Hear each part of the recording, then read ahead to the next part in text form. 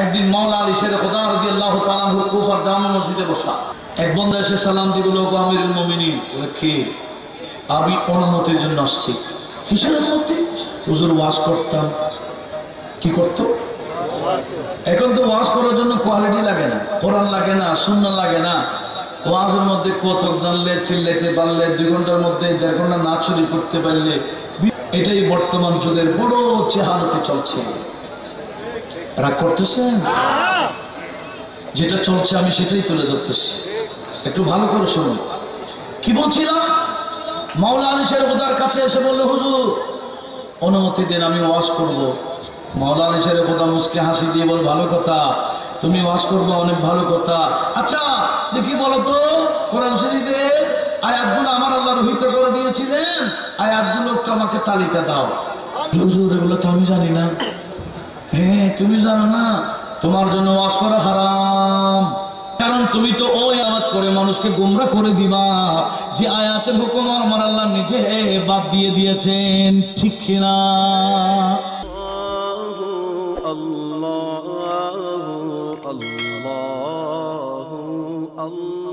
হাসবে রব্বে জাল্লাল্লাহ মাফি কলবি নূর মোহাম্মদ সাল্লাল্লাহ,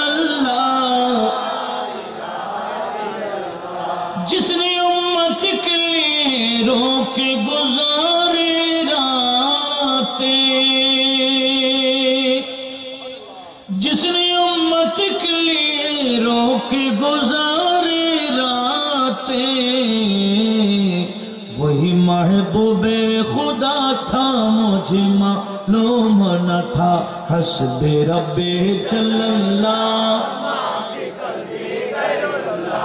नूर मोहम्मद सल्लल्लाह,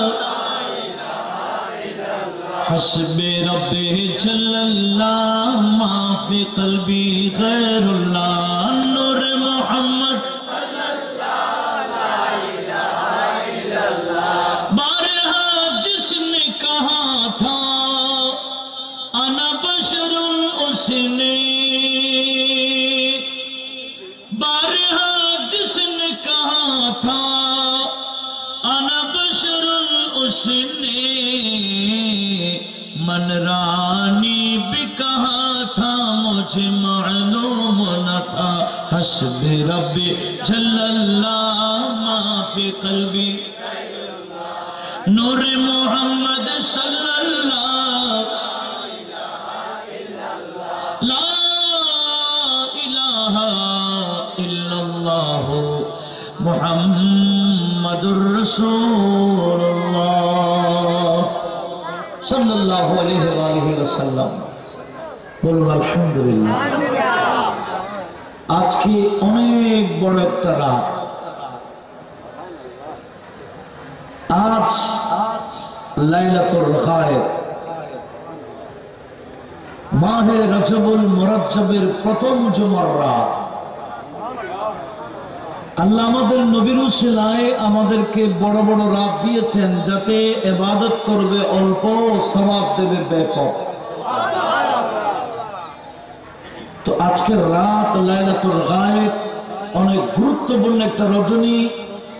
হাজার মাসের চেয়েও উত্তম যে সমস্ত রাত, তার মধ্যে আজকে একটা রাত। আজকে যারা মাহফিলে শরীক হয়েছি আমরা বড় কিসমতওয়ালা, কথা বলুন ঠিক কিনা? সেজন্য সবাই মোহাব্বতের আওয়াজে বলি আলহামদুলিল্লাহ। আজকে আরেকটা গুরুত্বপূর্ণ রাত, সেটা হলো লাইলাতু উরসে খাজায়ে খাজগা গরিব নওয়াজ। আজকে গরিব নওয়াজের ফাতিহার রাত, জুমার রাত, লাইলাতুল গায়বের রাত, আবার গরিব নওয়াজের উরসে পাকের রাত। অনেক গুরুত্বপূর্ণ রজনী, অনেকগুলা ফজিলত আজকে এক রাতে পাওয়া যাবে। আল্লাহ আমাদেরকে দান করুন, আমিন। নবীজির পবিত্র চরণে বেহাত দরুদে পাকের হাদিয়া প্রেরণ করছি। যেই নবীজির শরীয়ত সুন্নাত যারা যত বেশি আদায় করবে, পালন করবে, আমার আল্লাহ তাদেরকে তত কাছের বন্ধু বানিয়ে দেবেন। স্মরণ করছি শ্রদ্ধার সাথে খাজে খাজগান বন্দা নওয়াজ ख्वाजा माइनुल मिल्लते बद्दीने बलहक माइनुद्दीन हसन संजरी अजमेरी रदियल्लाहु ताआला अन्हु কেন উনি যদি মহাভারতে যখন হিন্দুস্তানে বাংলাদেশ নামে বর্মা নামে পাকিস্তান নামে নেপাল ভুটান সিঙ্গাপুর নামে কোন রাষ্ট্র ছিল না অখণ্ড ভারতবর্ষ ছিল তখন এই অখণ্ড ভারতবর্ষে যিনি ইসলাম প্রচার করেছেন ওনার নাম খ্বাজা গরিব নওয়াজ আজকের মাহফিল থেকে আমরা ওনাকে স্মরণ করছি আল্লাহ পাকের দরবারে ফরিয়াদ জানাবো আমাদের উপহারগুলো গরিব নওয়াজের রওজে পাকে পৌঁছে দিন আমিন আর একটু জোরে বলুন আমিন সম্মানিত হাজিরিন আপনারা উপস্থাপকের জবানে শুনেছেন দাওয়াতনামা তো দেখেছেন আমি অধমকে একটা বিষয় দিয়েছেন মাযহাব কি কেন মাযহাব মানব ইসলাম একটি মাযহাব চারটি কেন জানার দরকার আছে না যারা এই বিষয় দিয়েছেন ওনাদেরকে মোবারকবাদ মাযহাব মানে রাস্তা মাযহাব এটা আরবি শব্দ মাযহাব শব্দ অর্থ কি জুড়ে বলেন তরিকত অর্থ রাস্তা শরীয়ত অর্থ রাস্তা সুন্নাত অর্থ রাস্তা সুন্নাহ মানেও পন্থা রাস্তা তরিকা মানেও রাস্তা শরীয়ত মানেও রাস্তা মাযহাব মানেও রাস্তা কি রাস্তা ওই রাস্তার নাম কোরআন শরীফে রেখেছেন সিরাতে মুস্তাকিম সিরাত মানেও রাস্তা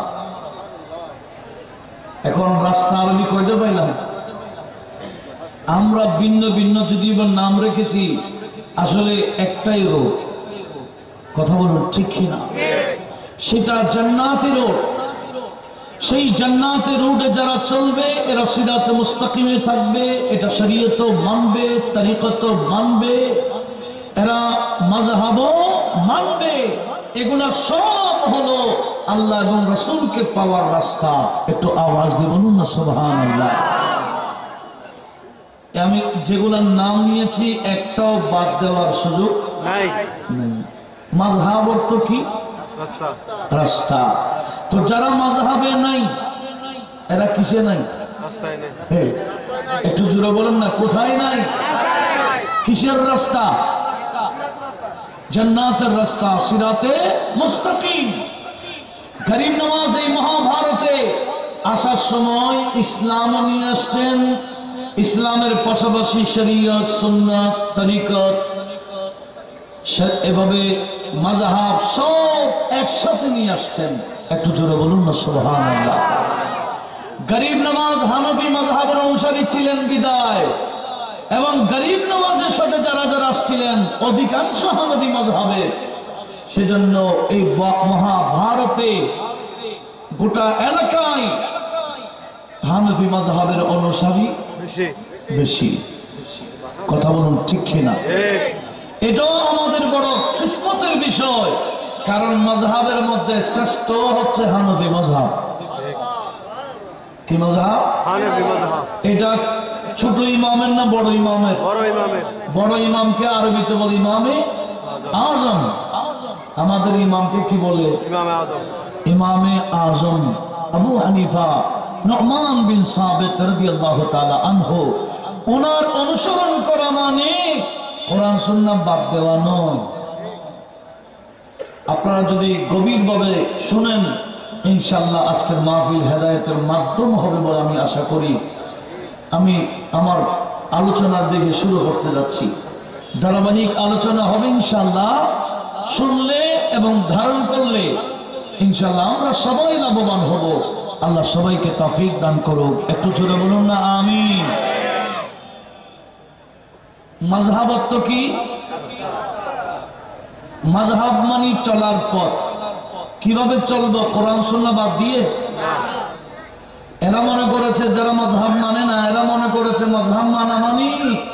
সুন্নাহ বাদ দিয়ে ইমামকে অনুসরণ করা।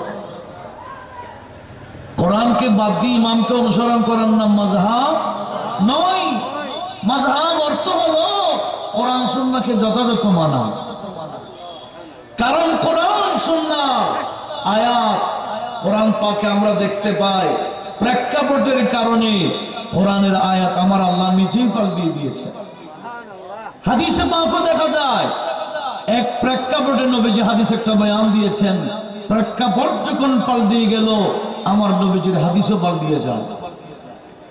কোনটা আগের হাদিস, কোনটা পরের হাদিস, কোনটা আগের আয়াত, কোনটা পরের আয়াত, এগুলা ব্যাপকভাবে যারা রিসার্চ করেছেন এবং রিসার্চ করে যথাযথ গবেষণা করে সমাধান দিয়েছেন, ওনাদের নাম মাযহাবের আইম্মাগণ। একটু জোরে বলুন না সুবহানাল্লাহ।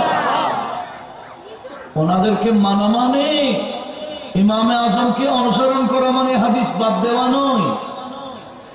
ইমামে আজমের অনুসরণে নামাজ পড়া মানে রাসূল পাকের নামাজকে বাদ দেওয়া নয়, সহিহ হাদিসকে অনুসরণ করা। সুবহানাল্লাহ। ইমামে আজমকে অনুসরণ করা মানে কি? সহিহ হাদিসকে অনুসরণ করা। কারণ নিজে ইমামে আজমের একটা হাদিসও দুর্বল হওয়ার সুযোগ ছিল না। কেন? হাদিস দুর্বল হয় বর্ণনাকারীর কারণে। বর্ণনাকারী দুর্বল হলে হাদিস গ্রহণ ক্ষেত্রে দুর্বল হয়ে যায়, গ্রহণযোগ্যতা কি হয়ে যায়, নতুবা হাদিস তো রাসূলের পাকের। তো হাদিস দুর্বল কেন হয়? বর্ণনাকারী দুর্বল হলে। ইমামে আজম যাদের থেকে হাদিস নিয়েছেন ওনারা একজনও দুর্বল ছিলেন না। ইনারা হয়তো সাহাবী ছিলেন, নতুবা বড় বড় তাবেঈ ছিলেন। একটু আওয়াজ দিয়ে বলুন না সুবহানাল্লাহ। ওনার হাদিস দুর্বল হওয়ার কোনো সুযোগ নেই। ইমামে বুখারী উনি পর্যন্ত আস্তে আস্তে হাদিস অনেক দুর্বল হয়ে গেছে বর্ণনাকারী দুর্বলের কারণে, কিন্তু ইমামে আজমের জমানায় হাদিস দুর্বল হওয়ার সুযোগ ছিল না। কেন? ইমামে আজমের জন্ম 80 হিজরিতে। কত? 80। আর ইমামে বুখারীর জন্ম হচ্ছে 194 হিজরি। 114 বছর পরে আসছে ইমাম বুখারী। কথা বুঝে যায়? আজকে এগুলো না জানার কারণে অনেকে মনে করেছে ইমামে আজম থেকে ইমাম বুখারী বড়। এটা বর্তমান সমাজে বড় মূর্খতা চলছে, চেহানতি চলছে। আজকে এগুলো জানার দরকার আছে কিনা বলেন? যারা যেখান থেকে শুনছেন একটু মহব্বতে শোনার জন্য আমি অনুরোধ জানাচ্ছি। আসুন, মাযহাব মানব কেন? কথা আছে না? কোরআন থাকতে হাদিস থাকতে মাযহাব মানব কেন? আচ্ছা, কোরআনে সব আছে কিনা বলেন? কোরআনে সবকিছু আছে না? তো কোরআনে সবকিছু থাকলে আমরা মাযহাবে মানবো কেন, মাযহাবের দিকে যাব কেন? একটা প্রশ্ন আসে কিনা? আসুন আমি সেটার জবাবের দিকে যাচ্ছি, আপনাদের মনোযোগ কামনা করছি। সেটা হচ্ছে সূরাতুন নাহল আয়াত নম্বর কত দিলাম?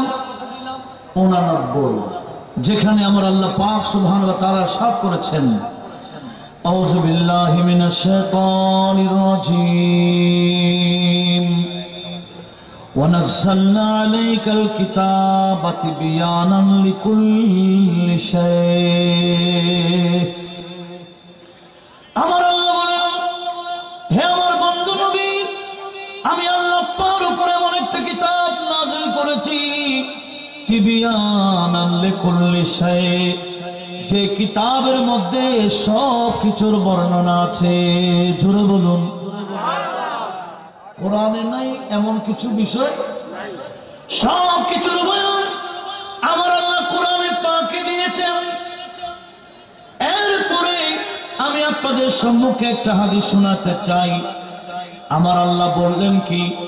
আমার আল্লাহ বললেন, রাসূল আপনার উপরে এমন একটা কিতাব নাযিল করেছি, যে কিতাবে সব কিছুর বর্ণনা আছে।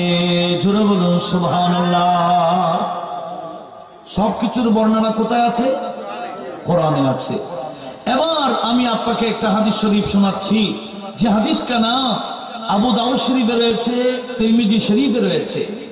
এখানে ধারণ করা হচ্ছে বিদায় আমি হাদিসের নম্বরগুলো বলতেছি। তিরমিজি শরীফ হাদিস নাম্বার 1397, আবু দাউদ শরীফের মধ্যে হাদিস নম্বর 3592, কিতাবুল আকদিয়ার হাদিস, হাদিস খানা মিশকাতও আছে। এবার হাদিসটা শুনি। আমার হযরত মুআজ ইবনে জাবাল রাদিয়াল্লাহু তাআলা, যিনি 10 জনের মধ্যে একজন ছিলেন, মুফতি সাহাবীদের মধ্যে। একটু জোরে বলুন না সুবহানাল্লাহ। হযরত মুআজ ইবনে জাবাল থেকে এই হাদিস বর্ণিত। আন্না রাসূলুল্লাহি, বড় করে বলুন, সাল্লাল্লাহু আলাইহি ওয়াসাল্লাম, লাম্মা বাআসাহু ইলাল ইয়ামানি قال كيف تقضي إذ عرض لك قضاء قال أقضي بكتاب الله قال إن لم تجد في كتاب الله قال فبسنة رسول الله صلى الله عليه وسلم। হযরত মুআজ ইবনে জাবাল বলেন, নবীজি আমাকে ইয়ামানের কাজী বানালেন, বিচারক বানালেন। আমি রওনা হচ্ছি। নবীজি আমাকে জিজ্ঞেস করলেন, এই মুআজ ইবনে জাবাল, তুমি তো বিচারক হিসেবে যাচ্ছ, হঠাৎ করে কোন বিচার তোমার সামনে এসে গেলে কাইফা তাকদি, তুমি বিচারটা কিভাবে করবা আমাকে একটু শোনাও। জোরে বলুন, বিচার কিভাবে করবা? মনোযোগ আছে? বিচারটা করবা কিভাবে? উনি বলেন, আকদি বিকিতাবিল্লাহি, ইয়া রাসূলুল্লাহ, 30 পারা কোরআন মাজিদকে সামনে রেখে আমি কোরআনে পাক দিয়ে বিচার করে দেব। কি দিয়ে? আর আল্লাহ বললেন কি, রাসূল আপনার কাছে কোরআন নাযিল করেছি, যার মধ্যে সব কিছুর বয়ান আছে। আর হযরত মুআজ ইবনে জাবাল বলি, ইয়া রাসূলুল্লাহ, আমার কাছে কোন বিচার আসলে আমি কিতাবুল্লাহ দিয়ে, কোরআন দিয়ে ফয়সালা দিয়ে দিব। এটা শোনার পর নবীজি কি বললেন? আমার নবীজি বলেন, ফাইল্লাম তাজিদি ফি কিতাবিল্লাহি, এই মুআজ ইবনে জাবাল, কোরআনে তো সব আছে, কিন্তু তোমার জ্ঞানে যদি কোরআনে পাক থেকে সমাধান না পাও, তোমার জ্ঞানে যদি কোরআনে সব আছে কিন্তু তোমার জ্ঞানে যদি না পাও কোরআন থেকে, তো তখন সমাধান কিভাবে করবা?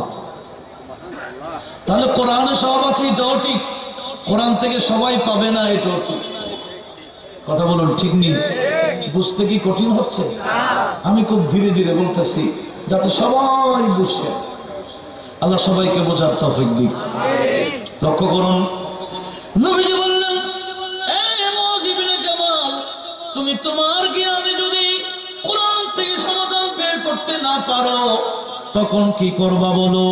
হযরত মুআজ ইবনে জাবাল বলেন, ইয়া রাসূলুল্লাহ, ফাবিসুন্নতি রাসূলিল্লাহি, তখন আপনি রাসূলের সুন্নাত দিয়ে সমাধান দিয়ে দেব। কি দিয়ে? আপনার হাদিস দিয়ে। কি বলেছেন? আপনার হাদিস দিয়ে সমাধান দিবে এরকম বলেন নাই, আপনার সুন্নাত দিয়ে সমাধান দিব। হাদিস এবং সুন্নাতের মধ্যে কি আছে? পার্থক্য আছে। সব হাদিসের উপর আমল করা যায় না, কিন্তু সব সুন্নাতের উপর আমল করা যায়। কথাটা বুঝে যায়? সব হাদিসের উপর কি করা যাবে না? হাদিস তো লক্ষ লক্ষ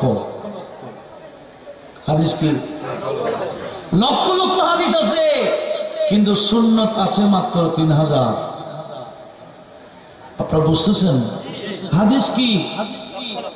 কতগুলো আগের হাদিস, কতগুলো পরের হাদিস, আগেরটা পরেরটা বিপরীত। তা আপনি হাদিসের উপর আমল কিভাবে করবেন? সম্ভব না। পরের যেটা হাদিস এটাকে বলে সুন্নাহ। আগেরটা হাদিস, পরেরটাও হাদিস, কিন্তু যেটা পরেরটা এটার নাম কি? সুন্নাহ। সুন্নাতের উপর আমল করা যায়, কিন্তু সমস্ত হাদিসের উপর আমল করা। আচ্ছা, একটা হাদিস দিয়ে আপনাদেরকে আমি বুঝাই দিচ্ছি, আবার এদিকে হাদিসের দিকে আসতেছে, একটু লক্ষ্য করুন। আমরা গরু মাংস খাইনি, কম খাই না বেশি খাই? মহিষ, ছাগল, ওট, দুম্বা, ভেড়া, এগুলার গোশত খাই না? পেশাব খাই? ওটের পেশাব খাওয়া যাবে, এটা হাদিস। এটা কি? আর সমস্ত পেশাব থেকে বাঁচতে হবে, এটা সুন্নাহ। বুঝেন না মনে হয়? আরো সামনে যাচ্ছি। কবিলাই, এটা বুখারী শরীফে তাকরার হাদিস হয়েছে, বারবার আসছে যে হাদিস খানা। সেটা কি? কবিলাই ওরাইনা থেকে কিছু বান্দা, মুনাফিক বান্দা আসছিল মদিনাতে। আসার পর এদের পেট ফুলে গেছে। কি ফুলে গেছে? এটা তো মদিনার আগের অবস্থা। আমাদের নবীজি মদিনাতে হিজরত করার আগে বাহির থেকে কোনো মানুষ মদিনাতে গেলে সনিয়াতুল বাদাতে 3 বার গাদার ডাক দিতে হতো। গাদার ডাক দেওয়া ছাড়া যদি মদিনাতে ঢুকতো, পেট ফুলে মারাও যেত। একটু জোরে বলবেন না নাউজুবিল্লাহ। কোন জায়গায়? মদিনায়। যখন মদিনার নাম ছিল না, ইয়থরিব ছিল। ইয়থরিব নামে তুমি ছিলে অলক্ষণের দেশ, বড়ই মারাত্মক যে ছিল তোমার পরিবেশ।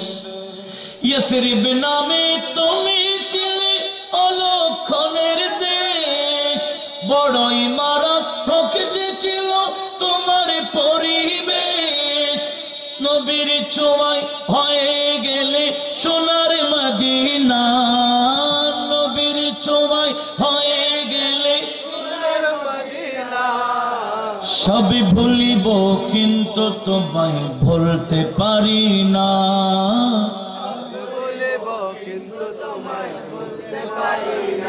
সোনার মদিনা আমার প্রাণের মদিনা, সোনার মদিনা সবই ভুলিব কিন্তু তোমায় ভুলতে পারি না, সবই ভুলিব।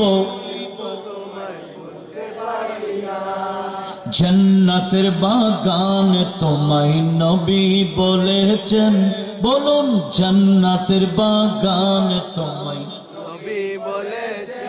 খাকে শেফার অধিকারী তোমায় করেছেন, বলুন খাকে শেফার অধিকারী তোমায় করেছেন। তোমার বুকে শুয়ে আছেন শাহে মদিনা, তোমার বুকে শুয়ে আছেন শাহে মদিনা। সব ভুলিব কিন্তু তোমায় ভুলতে পারি না, সব ভুলিব কিন্তু তোমায় ভুলিনি, ভুলবো না, ভুলতে পারি না, ভুলিনি, ভুলবো না, সব ভুলিব কিন্তু তোমায় ভুলতে পারি না। আগে মদিনার অবস্থা বড় খারাপ ছিল, বাহির থেকে মানুষ গেলে পেট ফুলেও মারা যেত, ঠিক নেই? আর ওই জায়গায়, যে জায়গায় 3 বার গাদার ডাক দিতে হতো, আর আমার নবীজি হিজরতের সময় ওই জায়গায় নবুয়তের কদম রাখার সাথে সাথে জমিন পাল্টিয়ে গেল। আগে ছিল মারাত্মক, এখন জমিন ওষুধ হয়ে যায়। আগে ছিল কি? এখন নবীজির কদমেটা কি হয়ে গেল? খাকে শিফা। কি মানে? শেফার মাটি। সেজন্য এটা হাদিস বুখারীতে আছে, মিশকাতে আছে, সাহাসিত্তার প্রায় কিতাবে আছে, কিতাবুত তিবের হাদিস। কোন সাহাবা আঘাতপ্রাপ্ত হলে, অসুস্থ হয়ে গেল, রক্ত পড়ছে, বন্ধ হচ্ছে না, তো নবীজির কাছে আসলে আমার নবীজি একটা মলম বানাইতেন। মলমের উপাদান কি? নবীজি মদিনা শরীফের মাটি নিতেন, নিজের থুতু দিয়ে মলম বানিয়ে আল্লাহকে বলতেন, আল্লাহুম্মা বিতুরবাতি আরদিনা ওয়া বিবাদি রিকিনা ইয়াসফি সাকিমুনা। আয় আল্লাহ, আমি মদিনার মাটি নিলাম, আমার থুতু দিলাম, এবার মলম বানাইলাম, আমার সাহাবীকে লাগাই দিব, তুমি আল্লাহর হুকুমে ভালো হয়ে যাবে। অনেকে হাত সহ আলাদা, হাত সহ দুনিয়ার কোন ডাক্তার হাত আলাদা হয়ে গেলে, পা আলাদা হয়ে গেলে আবার জোড়া লাগাইতে পারে? কিন্তু আমার নবীজি এই মলম লাগাই দিয়ে হাতও লাগাই দিতে। আর একটু জুড়ে বলুন সুবহানাল্লাহ। এত বড় ডাক্তার আমার আল্লাহকে আর বানাইছেন? আমার নবীজি হলেন তাবিবুল আতিব্বা। দুনিয়ার ডাক্তারদের ডাক্তারি যেখানে গিয়ে শেষ, আমাদের নবীর ডাক্তারি সেখানে শুরু মাত্র। কথা বলুন ঠিক নেই? আসুন, আমি তো দূরে যাচ্ছি গা। মদিনা আগে ছিল মারাত্মক, নবীজি গিয়ে এটাকে সুস্বাস্থ্য বানালেন। কিন্তু মুনাফিক ঢুকলো, আকীদা খারাপ, টুপি ছিল, দাড়ি ছিল, কিন্তু কলবের নবীর দুশ্মনী ছিল। এরা ঢোকার পরে পেট ফুলে গেছে। কি ভুলে গেল? নবীজির কাছে এসে কান্দে। নবী তো রহমাতুল লিল আলামিন, মুনাফিক হইল। নবীজি সবার অন্তরের খবর জানেনি। হ্যাঁ, কে কে মুনাফিক আমার নবী জানে না? বসে থাকতেন কিন্তু সবাইকে বলতেন না। পরবর্তী বাধ্য হয়েছিলেন, বেশি যখন দুশ্মনী শুরু করে দিল, আমার নবী যে ঈশার নাম ধরে দেবে, এই তুমি বাইর হও মসজিদ থেকে, এরকম করে করে মসজিদ থেকে মুনাফিকদেরকে বের করে দিয়েছে। এটা অনেক পর। কিন্তু নবীজি রাহমাতুল লিল আলামিন নবী জানার পরে অনেককে বলতেন না, মুনাফিক হিসেবে চিহ্নিত করতেন না, আগে হেদায়েত করতেন। হেদায়েত না থাকার কারণে এদেরকে নবীজি বের করে দিয়েছেন। জোরে বলুন নাউজুবিল্লাহ।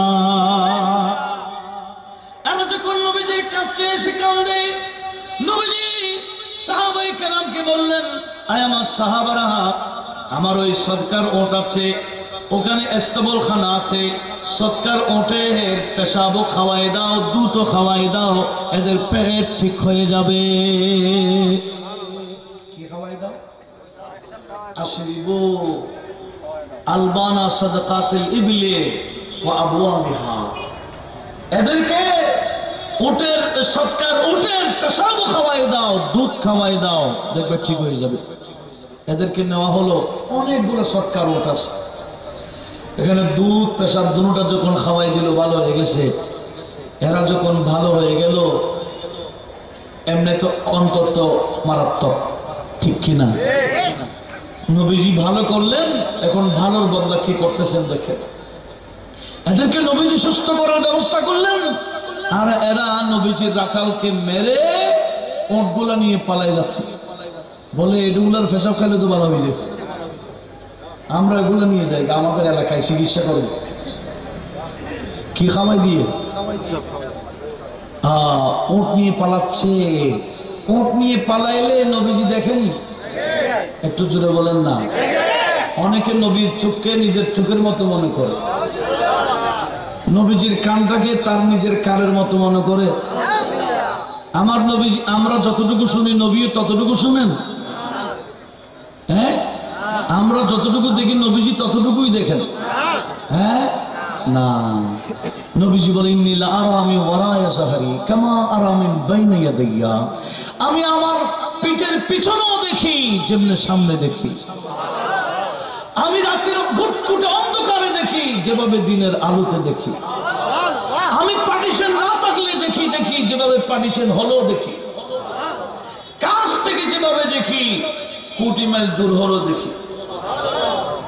নবীজি উহুদের ময়দানে দাঁড়িয়ে বলেন, নীলা আনসুরু ইলাইহি ওয়া আনা ফি মাকামি হাযা। হৌজে কাউসার জান্নাতে, আমি উহুদের ময়দান থেকে জান্নাতের হৌজে কাউসারও দেখতে পাচ্ছি। জান্নাত উহুদের ময়দান থেকে কয় কিলোমিটার? হ্যাঁ, এখানে বর্মা করেনি আর মদিনার একটা হিসাব আছে কিনা? ৭,৫০০ কিলোমিটার বেশিটা হবে। কিন্তু উহুদের ময়দান থেকে জান্নাত কত কিলো? বেলা হিসাব কিলোমিটার। বান্দা ক্যালকুলেটর করে হিসাব করতে পারবে না তত কিলোমিটার দূরে, অগণিত কিলোমিটার। আমার নবী বলেন, আমি অগণিত কিলোমিটারও দেখি। আরে উম্মত দাবি করে বলে দেখে না, তো দেখে না যারা বলে তারা কি মুমিন না মুনাফিক? আর একটু যদি বলে মুমিন না মুনাফিক? আমি আপনাদেরকে আরো ক্লিয়ার করতেছি, আমি আমার বিষয়ে আসতেছি ইনশাআল্লাহ। আসুন, একদিন আমার নবীজি ওয়াজ করতেছে। কি করতেছে? আমার ওয়াজ কি সবাই শুনতেছেন? এমন ভাবে শুনবেন যাতে ব্রেনের মধ্যে স্যান্ডিং হয়, ফেল যাতে না মারে, এটা আবার সেভ করবেন। যখন প্রয়োজন হয় শিয়ারও দিয়ে দিবেন। রাজি আছেন তো? এমন ভাবে খেয়াল করবেন যাতে অপরকে বরাবর বুঝাইতে পারেন।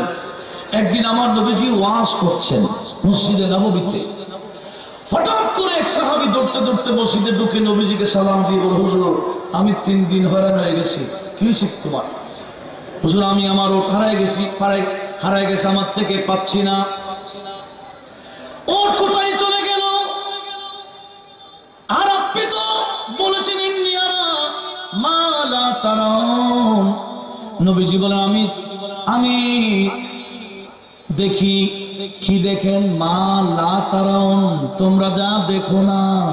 সুবহানাল্লাহ বলবেন। তোমরা যা দেখো না আমি তা। ইন্নী আসমাউ মা লা তাসমাউন, আমি শুনতে পাই যা তোমরা শুনো না। তাহলে নবীজির কান চোখ কি আমাদের মতো? যারা মনে করেছে এই বর্মা করিনি দেখে ইয়া নবী সালাম আলাইকা বলে সালাম দেওয়া যাবে না, বলে কেন? বলে নবী তো অনেক দূরে, শুনবে নাকি? এইরকম যারা আকীদা রাখে, শুনেন, এরা আসলে মুমিন না, এদের নাম মুনাফিক। আসুন আমি কোরআন সুন্নাহ দিয়ে আলোচনা করব। আমার কারো নাম নিয়ে আক্ষেপ হবে এরকম কোনো কথা বলবো না। মুনাফিকের কথা কোরআন শরীফে আছে, আমি কোরআন শরীফ থেকে বলতেছি।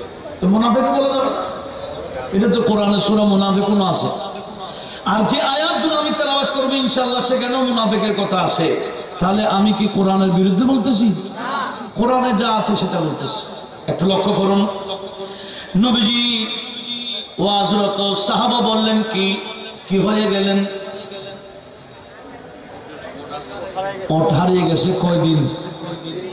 একটু আপনারা নাই দেখি, কয়দিন? হয়রান হয়ে গেলাম 3 দিনে। হুজুর আমার ওটটা কই একটু বলেন না। সাহাবার আকীদা, উনি না দেখলো, ওনার থেকে গায়েব হয়ে গেল, ওই গায়েবী এলো নবীর কাছে আসে। এটা কার আকীদা? সাহাবীদের আকীদা। আর আমার আল্লাহ বলেন ফাইন আমানু বিমিসলি মা আমানতুম বিহি ফাকাদ ইহতাদাও। এই দুনিয়ার মুসলমানরা, তোমরাও যদি আমার বন্ধু নবী সাহাবারা যেভাবে ঈমান এনেছেন, কিয়ামত পর্যন্ত তোমরাও যদি সাহাবার মতো ঈমান আনো, আমি আল্লাহ বলে দিলাম ফাকাদ ইহতাদাও, এরাও জান্নাতের রূট পেয়ে যাবে। সাহাবাদের আকীদা থাকলে কিসের রূট পাওয়া যায়? জান্নাতের রাস্তা পাওয়া যায়। আমরা জান্নাতের রাস্তা পাইতে চাই কিনা? কি সাহাবীদের অনুসরণ করে না মুনাফিকের? সাহাবীদের ফাঁকে ফাঁকে কি ছিল? মুনাফিক ছিল। এদের কথা আমার আল্লাহ কিভাবে বলছেন লক্ষ্য করুন। আমার নবীজি বললেন, আমার সাহাবা 3 দিন হয়ে গেল ওট পাচ্ছ না। মুস্কি হাসি দিয়ে নবীজি বললেন, অমুক পাহাড়ে যাও, সে পাহাড়ে গাছের নিচে তোমার ওট বসে আছে, নিয়ে আসতে পারো। হাদিসটা ইমাম বুখারী এবং মুসলিমের উস্তাদ ইমাম আবু বকর ইবনে আবি শাইবা মুসান্নিফ ইবনে আবি শাইবা তরক করেছেন। ইমাম বুখারী এবং মুসলিমের শর্ত অনুযায়ী যে হাদিস সহিহ, এই সহিহ হাদিসগুলো যিনি নোট করেছেন ওনার নাম হাকিম নিশাপুরী, মুস্তাদরাক লিল হাকিম নোট করেছেন, সেখানেও হাদিসটা আসছে। এমনকি সূরা তাওবা 65, 66, 67 এই 3টি আয়াতের তাফসীরে শান নজুলের হাদিসটা আছে। একটু জোরে বলুন না সুবহানাল্লাহ। আমি আমার প্রত্যেকটা কথার পিছনে দলিল দিচ্ছি, রেফারেন্স দিচ্ছি, সবাই যাতে বুঝেন দরকার আছে কিনা। আসলে আমি কি বলছিলাম? নবীজি বলেন ওই পাহাড়ে যাও, সেখানে গাছের নিচে তো তোমার উটটা বসে আছে। সাহাবা দিলেন দৌড় কি আনার জন্য। আর এদিকে নবীজি বয়ান শেষ করলেন, সাহাবার ঘরে ঘরে চলে গেলেন, কিন্তু ফাঁকে ফাঁকে টুপিওয়ালা দাড়িওয়ালা সব ছিল। যাদের কলবে ঈমান ছিল না তাদের নাম কি? ওই মুনাফিকরা মসজিদ নববী থেকে বের হয়ে আলাদা একটা জায়গায় গিয়ে একত্রিত হয়ে তারা বৈঠক করলো। বলছে দেখছো ওই অমুকে 3 দিন বলে ওট পাই নাই, নবীর কাছে আসছে, নবী এটা কি গায়েব জানে, ওনার কাছে কেন আসছে?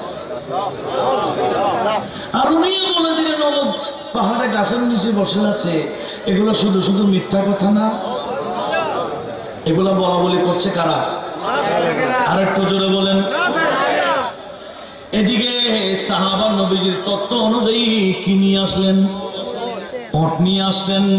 আর ওদিকে আমার আল্লাহ জিবরিল আমিনকে পাঠাই দিলেন। কি দিয়ে? কোরআনের আয়াত দিয়ে। সূরা তাওবা 65, 66, 67 এই আয়াতগুলো দিয়ে আল্লাহ জিবরিল আমিনকে পাঠাই দিলেন। এটা আয়াতের শান নজুল বলেছে এতক্ষণ। কেন আয়াতগুলো নাযিল হলো এটার প্রেক্ষাপট, ব্যাকগ্রাউন্ড আমি বলেছি, একটু লক্ষ্য করুন। জিবরিল এসে গেল আয়াতে কারিমা নিয়ে। আয়াত হলো সূরা তাওবা। কোন সূরা? নাম্বার কত? জোরে বলেন। 65, 66, 67 মনে থাকবে তো ইনশাআল্লাহ। আয়াত নিয়ে এসে গেল যেখানে বলা আছে, আল্লাহ বলেন লাইন সালতাহুম লা ইয়াকুলুন্না ইন্নামা কুন্না নাখুদু ওয়া নালআব কুল আবিল্লাহি ওয়া আয়াতিহি ওয়া রাসূলিহি কুনতুম তাস্তাহজিউন লা তা'তাদিরু قد كفرتم بعد إيمانكم একটু জোরে বলুন না সুবহানাল্লাহ। এখন অনেকের ফকরে ফকরে আবার কোরআন শরীফ থাকে নাই মোবাইলে, পারলে ওখানে ধরেন না। আমি বলতেছি আয়াত নাম্বার দিলাম, সূরা নাম্বার দিলাম, এগুলো ধরার তো দরকার আছে, ঠিক কিনা? আমার আল্লাহ কি বললেন? লা ইন সাআলতাহুম ইয়া রাসূলুল্লাহ, আপনি যখন এদেরকে জিজ্ঞেস করবেন, কাদেরকে বলেন? ওই গোপনে বৈঠক করছিল, আপনি এদেরকে ডাকুন। দেখে লাইন সাআলতাহুম, আপনি যখন তাদেরকে জিজ্ঞেস করবেন, কিরে আমি ওই উটের তত্ত্ব দিয়েছিলাম, তোমরা এটা নিয়ে বাড়াবাড়ি করছিলা কেন, সমালোচনা করছিলা কেন? লা ইয়াকুলুন্না, এরা বলবে ইন্নামা কুন্না নাখুদু ওয়া নালআব, রাসূলুল্লাহ না, আপনার কাছে গায়বী ইলম আছে, এটা আমরা মানি বুঝি, তবে কি করি জানেন? ইন্নামা কুন্না নাখুদু ওয়া নালআব, আমরা যে জাস্ট একটু ঠাট্টা এবং মজাক করেছি। জোরে বলুন নাউজুবিল্লাহ। আমরা কি করছি? ঠাট্টা মজাক করছি। বাস্তবে আপনার গায়ে বেরোন না, এটা আমরা এরকম বলি নাই তো, আমরা ঠাট্টা মজাক করছি। আল্লাহ বলেন ইয়া রাসূলুল্লাহ, আপনি বলুন। যারা বলতেছে না না না আমরা ঠাট্টা মজাক করছি, আপনারা এমনি গায়ে মানি মানি মানি, কুল, আপনি বলুন আবিল্লাহি ওয়া আয়াতিহি ওয়া রাসূলিহি কুনতুম তাস্তাহজিউন, হে বান্দারা তোমরা আল্লাহকে নিয়ে, আল্লাহর আয়াতকে নিয়ে, আল্লাহ রাসূলকে নিয়ে ঠাট্টা করছো। লা তা'তাযিরু, ক্ষমা চাওয়ার দরকার নাই। قد كفرتم بعد إيمانكم, আমি আল্লাহ বলে দিলাম, ফতোয়া দিয়ে দিলাম। আমার বন্ধুর এলম নিয়ে যখন বাড়াবাড়ি করছিলা, আমি আল্লাহ বলে দিলাম তোমরা সবাই কাফের হয়ে গেলা। কি হয়ে গেছে? ফতোয়া কি আমার? হ্যাঁ, কোন সুন্নি আলেমের? ফতোয়া কার? قد كفرتم بعد إيمانكم, ঈমান তো আনছিলা, আমার বন্ধুর ইলমে গায়েব অস্বীকার করে কাফের হয়ে গেলা। বর্তমানে নবীর ইলমে গায়েব নিয়ে বাড়াবাড়ি করে আছে কিনা? এরা কি সাহাবীর অনুসারী না ওই মুনাফিকের? আমরা কি মুনাফিকের অনুসারী হতে চাই? কে কে হতে চান হাত তোলেন। মনোযোগ আছে মাশাআল্লাহ। আমরা কি মুনাফিকের অনুসারী? আমরা কার অনুসারী? আর একটু জোরে বলেন কার? সেজন্য আলা হযরত বলেন আমরা তো জান্নাতি, আমরা সবাই কামিয়াবি। কেন? আমরা সাহাবীদের অনুসরণ করি, নবীর আওলাদকে ভালোবাসি, ঠিক না?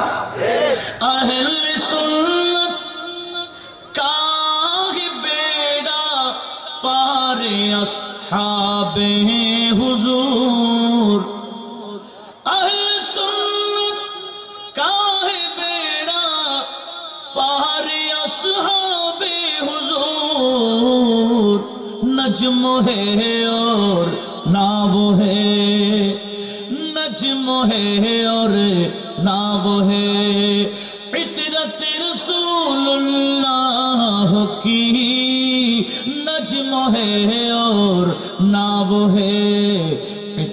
रसूलुल्लाह की सलात मिया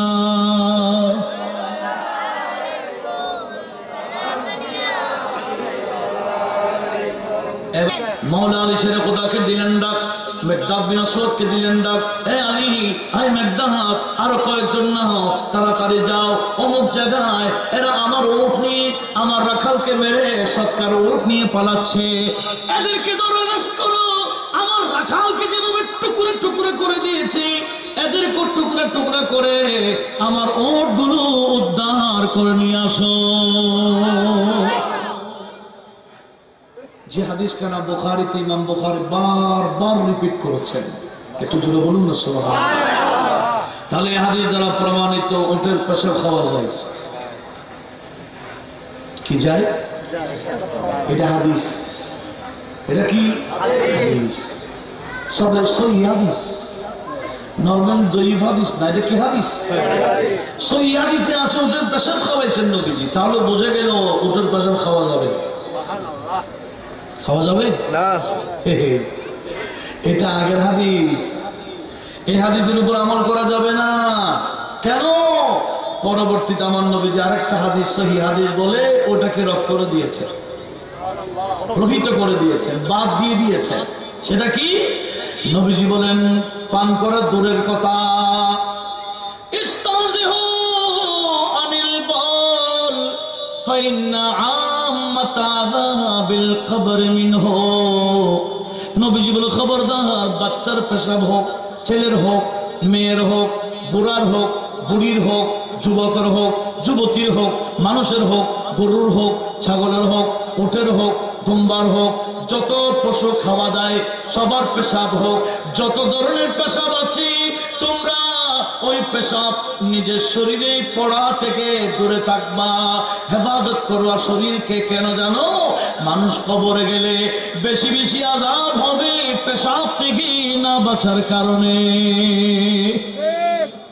নিচে পেশাব করতে গেল চিৎকার যাতে গায়ে না আসে সেদিকে লক্ষ্য রাখতে হবে গরু ছাগল চড়াইতে গেল এদের পেশাব গায়ে যাতে না আসে সেদিকেও লক্ষ্য রাখতে হবে এবার বলেন খাওয়া যাবে যেখানে গায়ে লাগা যাবে না সেখানে খাবেন কি তাহলে বোঝা গেল দুটোটা হাদিস আগেরটা হাদিস পরেরটা সুন্নাহ সেজন্য আহলে হাদিস হওয়া যাবে না আহলে সুন্নাহ হওয়া যাবে আমাদের দেশে অনেকে আহলে হাদিস আছে নিজেদেরকে আহলে হাদিস বলে আহলে হাদিস বলা হয় কাকে জানেন ইমাম বুখারীকে সিহাসিত্তার ইমামকে যারা লক্ষ লক্ষ হাদিস মুখস্থ জানেন এনাদেরকে আহলে হাদিস বলা হয় আর এরা কয়টা হাদিস জানে হাদিস বুখারী শরীফ একটু যদি জবসরা দিই আহলে হাদিসের অবস্থা কি হবে হ্যাঁ যে জবসরা একটা হাদিস যদি সামনে এনে দিই অবস্থা খারাপ হয়ে যাবে না এরা বলে আহলে হাদিস এগুলোর কারণে আজকে অনেক আমার শিক্ষিত ভাইরা মিসগাইড হতে চলছে অনেক শিক্ষিত যুবতীরা মিসগাইড হতে চলছে কথা বলুন ঠিক কিনা সেজন্য আজকের এই আলোচনা একটু ভালো করে শুনুন লক্ষ্য করি তাহলে হযরত মুআয ইবনে জাবালকে আমার নবী বললেন কোরআনে তো সব আছে যদি তোমার এলমে কোরআন দিয়ে সমাধান করতে না পারো তখন কি দিয়ে করবা তখন উনি বলেছেন বে সুন্নাতে রাসূলুল্লাহ ইয়া রাসূলুল্লাহ আপনার সুন্নাত দিয়ে সমাধান করে দেব কি হাদিস দিয়ে না সুন্নাহ দিয়ে এটা সাহাবী বলেছেন আমি সুন্নাহ দিয়ে সমাধান করব হাদিস দিয়ে নয় এবার আমার নবীজি বলেন ফাইনলাম তাজিদ ফি সুন্নতি রাসূলিল্লাহ সাল্লাল্লাহু আলাইহি ওয়াসাল্লাম ওয়ালা ফি কিতাবিল্লাহি এ মুআয ইবনে জাবাল তুমি যদি সমাধানটা আমি রাসূলের সুন্নাত না পাও কোরআনে পাকও যদি তোমার ইলম দিয়ে না পাও তখন কি করবা হযরত মুআয ইবনে জাবাল বলেন ক্বালা আজতাহিদু রাই হুজুর কোরআন এবং সুন্নাহ সামনে রেখে আমি গবেষণা করে সমাধান দিয়ে দেব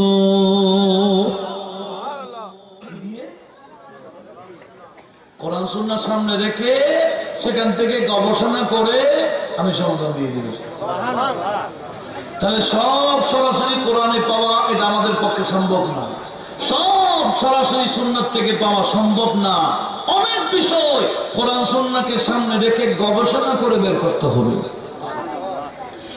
এইরকম গবেষণা করার যাদের ক্ষমতা ছিল ওনারা হলেন মাযহাবের ইমাম। একটু জোরে বলেন আমাদের ইমাম ইমামে আজম ৮৩,০০০ মাসআলা বের করেছে। কয় হাজার? যেটা সরাসরি কোরআনেও নাই, সরাসরি সুন্নাতেও নেই, সরাসরি কিসে নাই? কোরআন শরীফে নাই। আমাদের এলম দিয়ে কোরআন শরীফ থেকে বের করা সম্ভব না, আমাদের এলম দিয়ে সুন্নাহ থেকে বের করা সম্ভব না। গবেষণা করে বের করেছেন কয় হাজার? ৮৩,০০০। একটু আওয়াজ দিয়ে বলুন। এগুলো সব কোরআন সুন্নাহ থেকে গবেষণা করে বের করেছেন। এটার নাম ইজতিহাদ। এটার নাম কি? ইজতিহাদ। লক্ষ্য করুন তো মাযহাব চারটা কেন? কথা আছে কি? বোঝা গেল সব কোরআনে পাওয়া আছে, কিন্তু আমাদের পক্ষে বের করা সম্ভব না, সুন্নাত থেকেও বের করা সম্ভব না। সেজন্য মাযহাবের ইমামরা কি সমাধান দিয়েছেন সেটাকে আমাদেরকে যেতে হচ্ছে। কথা বলুন ঠিক কিনা? সেদিকে লক্ষ্য রেখে আমার আল্লাহ কোরআনে পাকে কি বলেছেন একটু লক্ষ্য করুন। কোরআনে পাক সূরা নিসা, কোন সূরা? 59 নম্বর আয়াত। কত নম্বর? আমার আল্লাহ সেই আয়াতে কি বলছেন একটু লক্ষ্য করুন। আল্লাহ ইমানদারকে ডাক দিয়ে বললেন, ইয়া আইয়ুহাল্লাযীনা আমানু আতিউল্লাহ ওয়া আতিউর রাসূলা ওয়া উলিল আমরি মিনকুম। আল্লাহ বলে ইমানদাররা, এক নম্বর আমি আল্লাহর হুকুম আহকাম, আমার আদেশ নিষেধ মানবা। এক নম্বর কার? সবাই বলেন আল্লাহ বলে আতিউল্লাহ, আমার আদেশ নিষেধ মানবা, ওয়া আতিউর রাসূলা, আমার রাসূলের আদেশ নিষেধ মানবা। তো আর কার?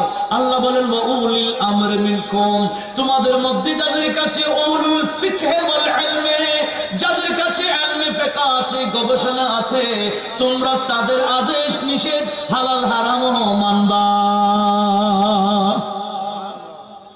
এখানে উলুল আমরি মিনকুম বলতে উলামায়ে কেরাম কি তাফসীর করেছেন, বিশেষ করে ইমাম বুখারীর উস্তাদ ইমাম দারুমি, উনি এই আয়াতের ব্যাখ্যাতে বলেছেন, হাদিস কোট করেছেন ইবনে আব্বাসের হাদিস, সেটা হলো উলুল আমরি মিনকুম মানে উলুল ইলম ওয়াল ফিকহ, যাদের কাছে ইলমে ফিকহের জ্ঞান রয়েছে। আসুন আমার ভাইরা, এখানে বলেছেন কি মাযহাব চারটি কেন? চারটি? ইসলাম তো এক। মাযহাব চারটি হওয়ার কারণ হলো যে সমস্ত বিষয়ে সরাসরি কোরআন সুন্নাহ থেকে সমাধান বের করা সম্ভব না, ওই বিষয় থেকে কিভাবে বের করব, কিভাবে মাসালা বের করবেন, কিছু ধারা বের করেছেন। ধারা কোরআনের মধ্যে ধারা আছে না? একটু জোরে বলেন না। সংবিধানের মধ্যে ধারা নাই? এক এক ধারা থেকে এক এক অনেক অনুচ্ছেদ থাকে, সেখানে অনেক উপধারা থাকে, এটা ধারা বলে। সেই ধারা বের করেছেন মাযহাবের ইমামরা, এক একজনের এক এক ধারা। আমাদের ইমামে আযমের একটা ধারা, ইমামে মালিকের আরেকটা ধারা, ইমামে শাফির আরেকটা ধারা, ইমামে আহমদ বিন হাম্বলের আরেকটি ধারা। ইনাদের ধারাগুলোর উপর তৎকালীন উলামায়ে কেরাম ইজমা হয়ে গেছে যে এই চারটি ধারাই চলবে। কয়টি ধারা? এই চারটি ধারা ইনারা আপন আপন মাযহাবের উপর আলাদা আলাদা জাবেতা বের করেছেন, নিয়ম পদ্ধতি বের করেছেন, ধারা এবং উপধারা কানুন জাবেতা বের করেছেন। সেই জন্য ধারা অনুযায়ী সমাধান। শ্রেষ্ঠ ধারা হচ্ছেন আমাদের ইমামে আযমের গুলো। একটু জোরে বলুন না সুবহানাল্লাহ। কার গুলো? ইমামে আযমের ধারাগুলো খুব সূক্ষ্ম, খুব চিকন, খুব গবেষণামূলক, সব বোঝা অনেক কঠিন। একটু আওয়াজ দিয়ে বলবেন না সুবহানাল্লাহ। একটু লক্ষ্য করুন। সেই জন্য আজ থেকে আরো 1000 বছর আগে, উলামায়ে কেরাম অক্ষমত পোষণ করেছেন এই চার ধারার বাইরে আর কোন ধারা কবুল করা হবে না। আমি কি বুঝাতে পারছি? এগুলো সমাধান কত বছর আগে হয়েছে?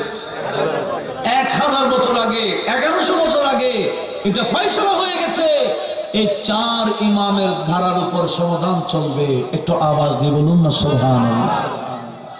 এরকম অন্যান্যরা ইমামে আজমের আমলেও বড় বড় ইমাম ছিলেন, বড় বড় আলেম ছিলেন, তা আমরা ওনাদেরকে না মানে ইমামে আজমকে কেন মানতেছি? কারণ ওনারা ধারা বের করেন নাই, ধারা বের করেছেন ইমামে আজম। কথা কি বোঝা যায়? ওনার আমলে ওনার থেকে বড় বড় ওনার উস্তাদরা ছিলেন, তো ওনাদেরকে না মেনে ওনাকে মানবে কেন? বলে ওনার উস্তাদরা তো ধারা বের করেন নাই, কিন্তু উনি তো ধারা বের করে কোন ধারার উপর আমল করা হবে, কোন ধারার উপর মশালা বের করা হবে, এগুলা বের করেছেন বিদায় ওনাকে মানতে হচ্ছে। তাহলে মাযহাব মানা মানে কোরআন সুন্নাহ বাদ দেওয়া না। আল্লাহ সবাইকে বোঝার তৌফিক দান করুন। আসুন, এই দেশে যারা ইসলাম প্রচার করেছেন, ইনারা ইসলামের সাথে সাথে মাযহাবও নিয়ে আসছেন। এই দেশে ইসলাম প্রচার করেছেন কি কয়েক বছর আগে? একটু জোরে বলেন না। গরিব নওয়াজ আসছেন আরো 850 বছর আগে। ক বছর আগে? 850 বছর আগে আসছিলেন। ইনারা আসার সময় মাযহাব সহ নিয়ে আসছিলেন। একটু আওয়াজ দিয়ে বলুন না সুবহানাল্লাহ। ইমামে তখন ইমাম 76 ইমামগণ, ইনারা এক একজন এক এক মাযহাবের অনুসারী ছিলেন। ইমাম শাফিঈর অনুসরণ করতেন ইমাম বুখারী, সেজন্য ইমাম বুখারী প্রায় বাব বেঁধেছেন, তরজমাতুল বাব করেছেন শাফিঈর মাযহাবকে প্রমাণ দেওয়ার জন্য। একটু আওয়াজ দিয়ে বলুন না সুবহানাল্লাহ। কিন্তু আমাদের দেশে অনেকে মিসগাইড হচ্ছে, বাংলা বুখারী পড়ে। কি বুখারী? এটার ব্যাখ্যার পড়ে না, এটার আর গবেষণা নাই। আমরাও বুখারী ফার্স্ট টু লাস্ট পড়ে 30 পারা বুখারী শরীফ ক্লাসে পড়ে আসছি। ব্যাপক গবেষণা নিয়ে বুখারী পড়তে হয়। অনুবাদ পড়ে, বুখারী অনুবাদ পড়ে আপনি সমাধান দিতে পারবেন না। এই বুখারী অনুবাদ পড়ে পড়ে আপনারা ফিতনার দিকে নিয়ে যাচ্ছেন। কথা বলুন ঠিক কিনা? সেদিকে লক্ষ্য রাখার দরকার আছে না? আল্লাহ সবাইকে কবুল করুক। একটু জোরে বলুন না আমিন। সূরা বনি ইসরাইল 71 নম্বর আয়াত। সূরা বনি ইসরাইল 71 নম্বর আয়াতে আমার আল্লাহ বলেন, ইয়াওমা নাদউ কুল্লা উনাসিম বিইমামিহিম, সেদিন আমি আল্লাহ সকল মানুষকে ডাক দেব, মানুষের নাম ধরে নয়, মানুষের ইমামের নাম ধরে। কিয়ামতের ময়দানে আমার আপনার নাম ধরে ডাকবেন না, বলবে কি ইয়া হানাফিয়্যু, ইয়া হানাফি, ইয়া শাফিঈ, আই ইয়া হাম্বলি, ইয়া মালিকি বলে বলে আমাদেরকে ডাকবেন। আমরা যারা হানাফি, আমরা আল্লাহর আহ্বানে সাড়া দিয়ে দিব। ইয়াওমা নাদউ কুল্লা উনাসিম বিইমামিহিম, আল্লাহ বলে সেদিন কিয়ামতের ময়দানে আমি প্রত্যেকটা বান্দাকে ইমামের নাম অনুসারে ডাকবো। আর যারা ইমাম মানে নাই, ইমাম আজমকে অনুসরণ করলে শিরকের ফতোয়া লাগাইছিল, এরা কি সেদিন আল্লাহর আহ্বানে সাড়া দিতে পারবে? মাযহাবের অনুসারীদেরকে আল্লাহ ডেকে ডেকে জান্নাতে ঢুকাই দিবেন, কারণ মাযহাবে ছিল তো, জান্নাতের রাস্তায় ছিল। আর যারা মাযহাবে ছিল না, এদের রাস্তা হলো জাহান্নামের পথ। কথা বলুন ঠিক কিনা? এখনো সুযোগ আছে মাযহাব বানা। আসলে আমি কি বলতে চেয়েছিলাম লক্ষ্য করুন।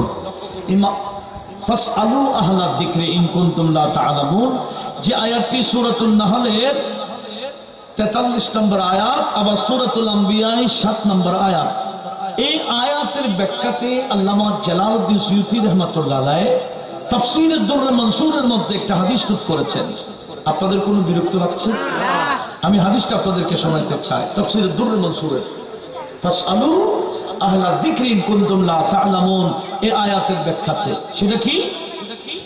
হযরত আনাস বিন মালিক বলেন, قال سمعت رسول الله বড় করে বলুন সাল্লাল্লাহু আলাইহি ওয়াসাল্লাম يقول ان الرجل يصلي ويصوم ويحج ويغزو وانه لمنافق। গভীর মনোযোগ। নবীজি বলেন কিছু বান্দা নামাজ পড়ে, রোজা রাখে, হজ করে, জিহাদ করে, কিন্তু ইন্নাহু লা মুনাফিক, সে বড় মুনাফিক। সে বড় কি? সাহাবারা অবাক, ইয়া রাসূলুল্লাহ, নামাজও পড়বে, রোজাও রাখবে, হজও করবে, হ্যাঁ জিহাদও যাবে, আপনি বলছেন সে قالوا يا رسول الله فبماذا دخل عليه النفاق, তার কলবের নিফাক কেন ঢুকছে একটু বলেন না, আমরা জানার দরকার আছে কিনা? হ্যাঁ, এই নামাজি, এই রোজাদার, এই হাজি, এই গাজী, সে কিভাবে মুনাফিক হলো একটু জানার দরকার আছে না? তার কলবে নিফাক কিভাবে ঢুকলো? এই সাহাবার এই প্রশ্ন যখন নবীজির থেকে করলেন, আমার নবীজি উত্তর দিতে গিয়ে বলেন কাল লাতানিহি আলা ইমামিহি, কারণ সে মুনাফিক হওয়ার কারণ কি জানো? সে নামাজ পড়লে কি হয়, রোজা রাখলে কি হয়, হজ করলে কি হয়, যাকাত দিলে কি হয়, সে তো ইমামের বিরুদ্ধে কথা বলে। কিসের বিরুদ্ধে? ইমামকে? মসজিদের ইমাম না মহল্লার ইমাম? কিসের ইমাম? মাযহাবের ইমাম। সেই ইমামের বিরুদ্ধে কথা বলার কারণে মুনাফিক হয়ে গেছে। বর্তমানেও যারা মাযহাবের বিরুদ্ধে বলে, ইমামে আজমের বিরুদ্ধে বলে, তারা কি মুমিন না মুনাফিক? এটা কি আমার কথা না নবীজির কথা? দেখুন কত দলিল দিব, আরো শুনেন, আরো শুনেন। আমরা তো অসুস্থ হয়ে গেলে, ইনি অনেকদিন অসুস্থ ছিলেন, এখন সুস্থ আলহামদুলিল্লাহ মাশাআল্লাহ, আল্লাহ আরো পরিপূর্ণ সুস্থতা দান করুক। এরকম মুরব্বীরা যারা অসুস্থ, আল্লাহ আমাদেরকে সুস্থতা দান করুক। একটু জোরে বলুন না আমিন। শরীরের পার্টস আছে কিনা? চোখ, কান, নাক, গলা, কিডনি, এই সেই অনেক আছে। আমরা কি সব বিষয়ে এক ডাক্তারের কাছে যাই? ডাক্তারের ভিন্ন ভিন্ন আছে কিনা?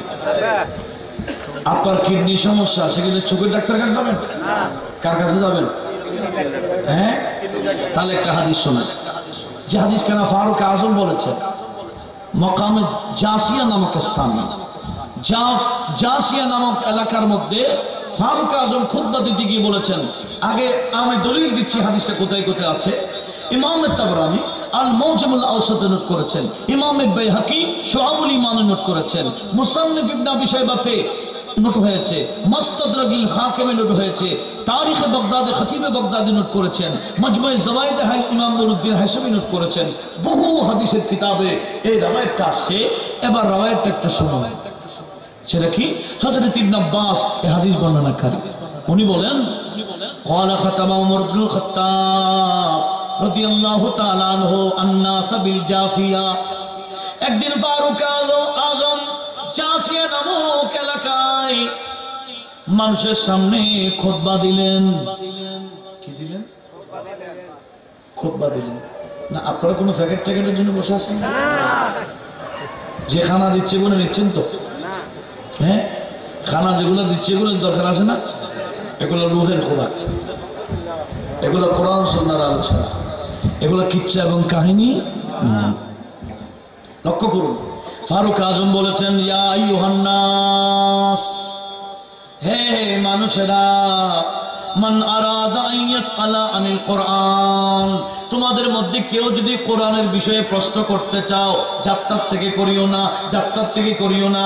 আমি তোমাদেরকে বলে দিচ্ছি, একজন কোরআনের বিশেষজ্ঞ দেখাই দিচ্ছি। ফালিয়াতি ইলা উবাই ইবনে কাব, যিনি কোরআন বিশেষজ্ঞ, কোরআনে হাফেজ ছিলেন, হযরত উবাই ইবনে কাবের কাছে এসে কোরআনের ব্যাপারে প্রশ্ন করিও। জোরে বলুন, কোরআনের ব্যাপারে জানতে চাও তো যাত্রার কাছে জানিও না, উবাই ইবনে কাবের কাছে জানবা, উনি কোরআন বিশেষজ্ঞ। সুবহানাল্লাহ বলেন। ওমান আরাদা আন ইয়াসআলা আনিল ফারায়েদ, কেউ যদি ফারায়েদ সম্পর্কে, জায়গা জমিনের বন্টন আছে না? জায়গা জমিনের, বাবা কত ভাই, মা কত ভাই, ভাই কত ভাই, বোন কত ভাই, ছেলে কত ভাই, মেয়ে কত ভাই, নাতি কত ভাই, নাতনি কখন পায়, কি পায় না পায়, এগুলো আছে কিনা? ফারুক আজম বলেন, কেউ যদি ফারায়েজের ব্যাপারে জানতে চাও, যাত্রার কাছে জানিও না, আমি তোমাদেরকে বিশেষজ্ঞ দেখাই দিচ্ছি। ফালিয়াতি যায়েদ বিন সাবিত, হযরত যায়েদ বিন সাবিত উনি ফারায়েজ বিশেষজ্ঞ, তোমরা ওনার কাছে ফরজের ব্যাপারে প্রশ্ন করতে পারো, জুড়ে বলুন। ওমান আরাদা আন ইয়াসআলা আনিল ফিকহ, কেউ যদি ইলমে ফিকহের ব্যাপারে প্রশ্ন করতে চাও, কোন ডাক্তার, কোন ইঞ্জিনিয়ার, কোন এই সেই কাছে যাইও না। আমি তোমাদেরকে বলে দিচ্ছি, যিনি মুফতি, বাস্তব মুফতি, ওনার কাছে যাইবা। উনি কে? ফালিয়াতি মুআয ইবনে জাবাল, হযরত মুআয ইবনে জাবালের কাছে ইলমে ফিকহ জিজ্ঞেস করবা, জুড়ে বলুন। তাহলে এক একজনকে দেখাই দিলেন এক এক বিষয়ে, ঠিক না? এবং উনি বলল ওমান আরাদা আন ইয়াসআলা আনিল মাল, কারো যদি টাকা লাগে, মাল লাগে, তো কার কাছে যাইবা? ফালিয়াতিনি, আমার কাছে যাইবা। কারণ তোমাদের মাল বড় আমি করি, মাল লাগলে আমার কাছে আসবা। ফিকহ লাগবে মুআয বিন জাবালের কাছে যাইবা। ফরজ লাগবে যায়েদ বিন সাবিতের কাছে যাইবা। আর কি কোরআনের ব্যাপারে জানবা? উবাই ইবনে কাবের কাছে যাইবা। এখানে বিশেষজ্ঞ ভাগ ভাগ আছে। আর এখন আমরা কোরআন নিয়ে, হাদিস নিয়ে, এই নিয়ে, সেই নিয়ে সব একজনের কাছে জিজ্ঞেস করি। উনি কোন আলেম না, একজন ডাক্তার, একজন কি, তাও কোন মেডিসিন ডাক্তার না, ডেন্টাল ডাক্তার। কথা বলুন, ঠিক কিনা? তো ওই ডাক্তার কোরআন একটা হাদিস শরীফ 1.5 বছর পড়তেও পারবে না। কোরআন শরীফ তেলাওয়াত করলে সব ভুল ভুল লাহানে জলি, কোরআন শরীফ সব ভুল। আর তার কাছে জিজ্ঞেস করে এই মশালা, ওই মশালা, সেই মশালা, ওই তো নিজেও গুমরা, আর একজনকে গুমরা করবে বলে নবীজি আগে বা বিবেচনা দিয়েছে। কথা বলুন, ঠিক কিনা? সমস্যা কোথায় জানছেন? আমরা তো যাত্রার কাছে যেটা সেটা জিজ্ঞেস করি, কমেন্ট করি। কার কাছে? যার কাছে যিনি বুখারী শরীফ ফার্স্ট টু লাস্ট পড়ে নাই।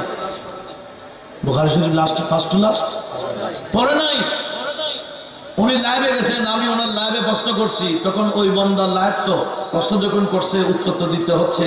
ওই বন্দা লাইভের মধ্যে উত্তর দিতে গিয়ে বলে, হ্যাঁ বিশ্বনবী পড়তে জানতেন না, লেখতেও জানতেন না, সিগনেচার করতে জানতেন। উত্তর দিচ্ছে, আর আমরা তো তাকে বড় স্কলার মনে করি। কিন্তু এই বন্দা তো বুখারী পড়ে নাই। সমস্যা সেখানে, সে তো ইন্টার আলেম পাস করে ওদিকে অনার্সে গেছে গা, নির্দিষ্ট সিলেবাসে পড়ালেখা করেছে, অনার্স করে মাস্টার্স করেছে, তাও নির্দিষ্ট সিলেবাসে পাস হলো, পড়ো নাই, সে হাসিবটা পড়ো নাই, যার কারণে ইফেক্ট না। অথচ বুখারী শরীফ সে যদি পড়তো, এই কথা জীবনে বলতো না। কারণ আমার সামনে এখানে নোট আছে বুখারী শরীফের 10টার উপর হাদিস আছে আমার নবীজি বিভিন্ন জায়গায় জায়গায় নিজের হাতে লিখেছেন। বিভিন্ন প্রেক্ষাপটে নবীজি নিজের হাতে লিখেছেন। বুখারী শরীফে আমার সামনে সব হাদিসের ইবারত আছে, কমপক্ষে 10টা হাদিস আছে বুখারী। তো ওই বন্ধু তো বুখারী বলে না, তো সেজন্য সে ফিতনা হবে না? অল্প বিদ্যা ভয়ঙ্কর একটা কথা আছে, সমস্যা সেখানে। আজকে সেজন্য বলছে বিশ্বনবী লিখতেও জানতেন না, পড়তেও জানতেন না, নিরক্ষর ছিল। আর একটু জোরে বলবেন না নাউজুবিল্লাহ। আল্লাহ নবীকে পাঠাইছেন টিচার হিসেবে, আর উম্মত দাবি করে সে বলে উনি মূর্খ ছিল। এটা কত বড় বিয়াদবি! কি আপনারা কষ্ট পাচ্ছেন না? আমি কারো নাম নিই না, এটা আমার অভ্যাস। আপনারা বুঝে নেন কাকে বলছি, কি বলছি, দরকার আছে কিনা একটু লক্ষ্য করুন। কারণ নবীজি লিখেছেন কিনা বিভিন্ন জায়গায় জায়গায়। আচ্ছা, যিনি জীবনে লেখেন, লিখতে জানে না, উনি কি লিখতে জানবেন না আঁকতে জানবেন? আঁকতে জানবেন, যে লিখতে জানবেন না। যার লেখাপড়া শিক্ষা নেই। কিন্তু নবীজিকে লেখাপড়া শিখেছেন কে? আল্লাহ নিজেই বলেন আল্লামা বিল কালাম, আমি আমার বন্ধুকে কলম দ্বারা শিক্ষা দিয়েছি। হ্যাঁ, 40 বছর নবীজি কোনো কিতাব পড়েন না, 40 বছর আমার নবীজি কোনো কিছু লেখেন নাই। কেন? এটার উত্তর স্বয়ং আমার আল্লাহ দিয়েছে। শুনবেন? একটু জোরে বলেন না। 40টা বছর নবীজি লেখেন নাই, পড়েন নাই। কেন? সূরা আনকাবুত, সূরা 48 নম্বর আয়াত, যেখানে আমার আল্লাহ বিষয়টা ক্লিয়ার করে দিলেন। ওই জ্ঞান তো এদের নাই। সবসময় নবীজি বিপক্ষে আয়াত তালাশ করে। কথা বলুন ঠিক কিনা? শানের পক্ষে বলে না, শানের বিপক্ষে। অনেকদিন তো মিলাদুন নবীর বিপক্ষে বলে বলে আসছিল, এখন তো বললেই অ্যারেস্ট করা হবে। এখন সরকারি ভাবে কি হয়ে গেছে? হ্যাঁ, রাষ্ট্রীয়ভাবে মিলাদুন নবী করার সিদ্ধান্ত হয়ে গেল, ফাইনাল হয়ে গেল। আর কেউ যদি মিলাদুন নবীর বিরুদ্ধে বলে, তাহলে নবীর বিরুদ্ধে না, শুধু রাষ্ট্রীয় বিরুদ্ধ হয়ে যাবে। খবর আছে? বলে খবর। এবার বলিও না মিলাদুন নবী বেদাত, অনেকদিন তো বলছো, এবার বলে দেখো। আল্লাহ সবাইকে বোঝার তৌফিক দান করে। এবার আসুন, আমার আল্লাহ কি বলেন? ওমা কুনতা তাতলু মিন ক্বাবলিহি মিন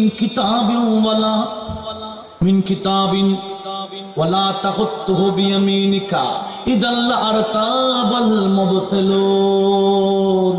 ইয়া রাসূলুল্লাহ, ইতিপূর্বে মানে ওহী নাযিল হওয়ার আগে আপনি কোনো কিতাব পড়েন নাই।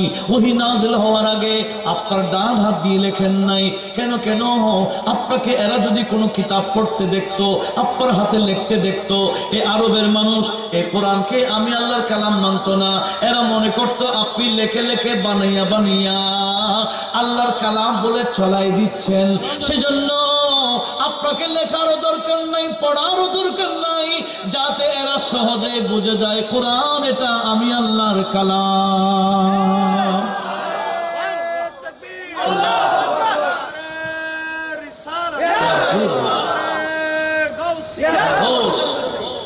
আচ্ছা, নবীজি লেখেন নাই, পড়েন না, কেন লিখতে জানতেন না, পড়তে জানতেন না, এরকম না।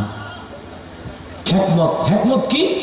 বলে যাতে এরা কখনো নবীকে কিতাব পড়তেও দেখে নাই, কোনো কিছু লিখতেও দেখে নাই। ইনি এগুলো বলছেন কোত্থেকে? নিশ্চয়ই এটা আল্লাহ পাঠাচ্ছেন, এটা সহজেই মেনে নিবে। আর ওনাকে কোনো কিতাব পড়তে দেখলে, কোনো কিছু লিখতে দেখলে, উনি তো জানে নিশ্চয়ই এগুলো উনি বানায় লিখতেছে। এই সন্দেহ যাতে না আসে, আল্লাহ বলে লেখারও দরকার নেই, পড়ারও দরকার নাই, লেখাপড়া সব তো আমি আল্লাহ আপনাকে শিক্ষা দিয়েছি। নবীজির শিক্ষককে আল্লাহ বলেন আর রহমান আল্লামাল কোরআন খালাকাল ইনসান আল্লামাহুল। আল্লাহ বলেন আমি রহমান, শিক্ষা দিয়েছি কোরআন। আমার বন্ধুকে বানাইলাম, বন্ধুকে বানিয়ে কোরআন শিক্ষা দিলাম।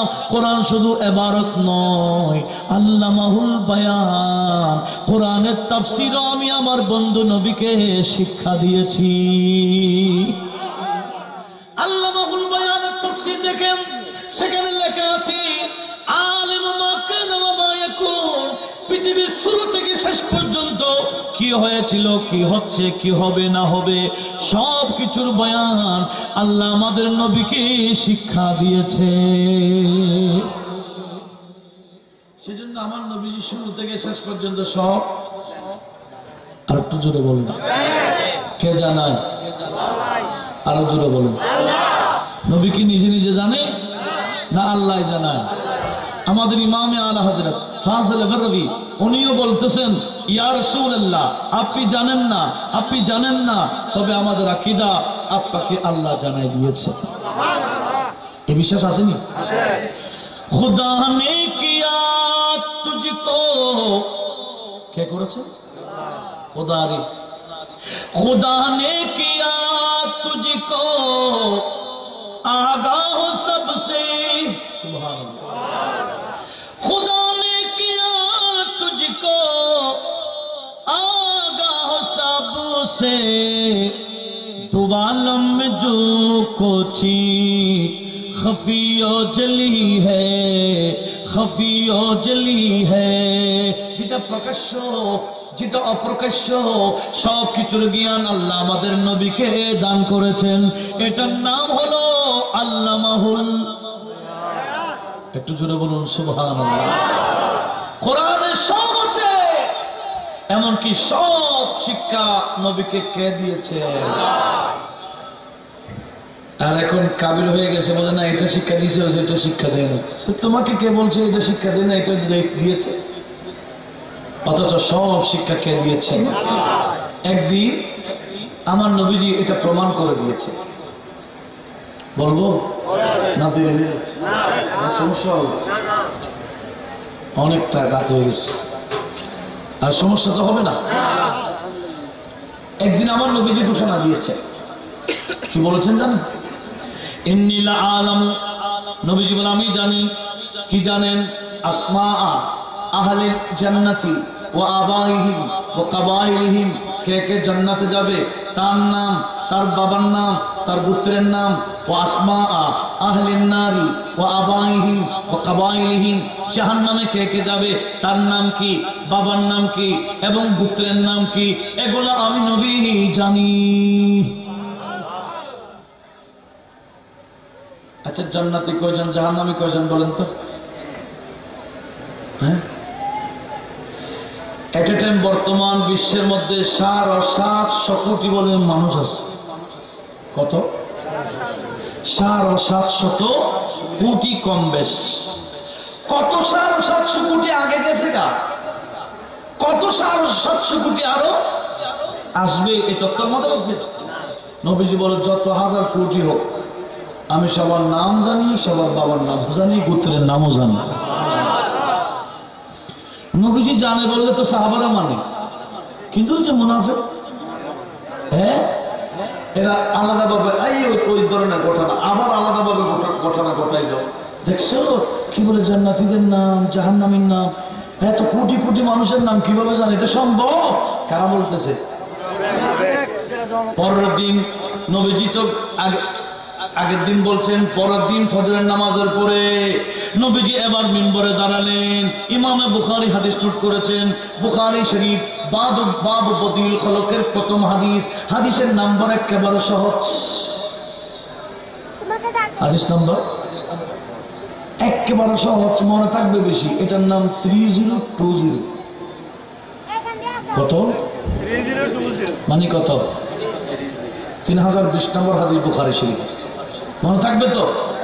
কোন শরীফ থেকে বলতেছি? বুখারী শরীফ। আমার নবীজি ওই যে বলেছিলেন জানেন, কিন্তু মুনাফিকরা মানেন নাই। আজকে নবীজি বলেন মা বালু কওমিন তাইনু ফি ইলমি, ওই কওমের কি সাহস যে আমার ইলম নিয়ে বাড়াবাড়ি করে। আজকে আমি ফজরের নামাজ পড়ে দেখাই দেব জানি কি জানি না। নবীজি বয়ান দিয়ে শুরু করে দিলেন। ফারুক আযম বলেন ফাকাম রাসূলুল্লাহ সাল্লাল্লাহু আলাইহি ওয়াসাল্লাম আলাল মিম্বরি, নবীজি মিম্বরে দাঁড়িয়ে গেলেন। ফা আখবারানা, নবীজি বয়ান দেওয়া শুরু করলেন। বয়ানের শুরু কোথায়? বলে আন বাদুইল খালাক, সৃষ্টির শুরু যেখানে, আমার নবীর বয়ানও সেখান থেকে শুরু। বয়ান কতটুকু দিলেন? দিতে দিতে দিতে দিতে হাত্তা দাখালা আহলুন নারি আহলুল জান্নাতি মানাজিলহুম, কে কে জান্নাতে যাবে তার নামও নিয়েছেন, বাবার নাম নিয়েছেন, গোত্রের নামও নিয়েছেন। ওয়া আহলুন নারি মানাজিলহুম, কে কে জাহান্নামে যাবে তাদের নামও নবীজি নিয়ে নিলেন। এটা কিভাবে সম্ভব? কতক্ষণ লাগছে? বরাবর একদিন। বরাবর কিরকম? মুসলিম শরীফের মধ্যে এটা আরো বিস্তারিত আসছে। বুখারী শরীফের পর মুসলিম শরীফে নবীজি ফজরের নামাজের বয়ান শুরু করলেন। দিতে দিতে জোহরের নামাজের টাইম। নবীজি নিজেও খান নাই, যারা শুনতেছে এরাও খাচ্ছে না, অবাক দেখে আসছে। জোহরের নামাজ পড়ে আবার মিম্বরে আবার বয়ান শুরু। দিতে দিতে আসর, আসরের পরে আবার মিম্বরে গেলেন। দিতে দিতে মাগরিবের কাছাকাছি। এদিকে মাগরিব সূর্য ডোবার আগে আগে নবীজির বয়ান শেষ। আপনাকে যদি 7 নম্বর ওয়ার্ডের লিস্টি ধরাই দিই, কয় নম্বর ওয়ার্ড? বোবার আসছেন না, উনি ওনার বুড়া বুড়া যারা আছে এদের নামটা ধরাই দিলে বাবার নাম সব বলেন। 7 নম্বর ওয়ার্ড একদিন শেষ করতে পারবেন? হ্যাঁ, যদি 7 নম্বর ওয়ার্ড না জানেন তো গোটা 41 ওয়ার্ড কিভাবে জানবেন? তো 41 ওয়ার্ডের অবস্থা, গোটা বাংলাদেশের অবস্থা কি? তো গোটা বাংলাদেশের অবস্থা হবে গোটা বিশ্বের অবস্থা কি? এটা কি আমাদের আকল আসবে? যেটা আমাদের আকল আসবে না এটার নাম হলো মুজিজা। যেটা আমাদের আকল আসবে না এটার নাম কি? আচ্ছা আপনি আমাকে বলেন, আপনারা কোরআন খতম দিতে কতক্ষণ লাগে? হ্যাঁ, কোরআন খতম দিতে 1.5 ঘন্টা। আপনি একজন বললাম, একজন যদি কোরআন খতম দেন কয় ঘন্টা লাগে বলেন না? হ্যাঁ, একজন হাফেজ সাহেবকে দিলে না 5-7 ঘন্টার ভিতরে শেষ করে ফেলেন। একজন হাফেজ যার কাছে কোরআন মুখস্থ ওনাকে দিলে 5-6 ঘন্টার ভিতরে ফিনিশ, ঠিক কিনা? 5-6 ঘন্টা লাগবে। আর ইমাম রব্বানী হযরত মুজাদ্দিদ আল ফিসানের পীর মুর্শিদ যার নাম খাজা বাকিবিল্লাহ, ওনার জীবনী খুলে দেখেন গা, উনি এশারের নামাজের পর থেকে তাহাজ্জুদের আগ পর্যন্ত প্রতি রাত 3 খতম দিতেন। আবার তাহাজ্জুদের নামাজের পরে ফজরের নামাজের আগে আগে 100 বার সূরা ইয়াসিন পড়তেন।